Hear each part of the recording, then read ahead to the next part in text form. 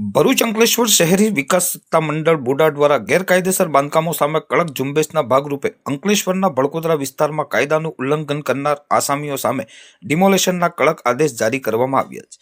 ભડકોદરા પંચાયતની હદમાં આવેલ revenue survey number 164 જૂનોવાળી જમીન પર સક્ષમ સત્તામંડળની કોઈ પણ પ્રકારની પૂર્વ મંજૂરી વિના ગેરકાયદેસર બાંધકામ શરૂ કરવામાં આવ્યું હતું, જે અંગેની ફરિયાદ મળતા બોડા તંત્ર તાત્કાલિક હરકતમાં આવ્યું હતું. તંત્ર દ્વારા માર્ચ 2025થી અત્યાર સુધી ગુજરાત નગર રચના અને શહેરી વિકાસ અધિનિયમ 1976ની વિવિધ કલમો હેઠળ સંબંધિત પક્ષને અનેકવાર નોટિસો પાઠવી આધાર પુરાવા રજૂ કરવા અને બાંધકામ નિયમિત કરવા પૂરતી તક આપવામાં આવી હતી. સત્તામંડળ દ્વારા યોજાયેલ રૂબરૂ સુનાવણી દરમિયાન જવાબદાર પક્ષે બાંધકામ પરવાનગી મેળવવા માટે અરજી કરવાની ખાતરી આપી હોવા છતાં તેનું પાલન કરવાને બદલે સ્થળ પર ગેરકાયદેસર બાંધકામ ચાલુ રાખી કાયદાનો ખુલ્લેઆમ ભંગ કરવામાં આવ્યો હતો.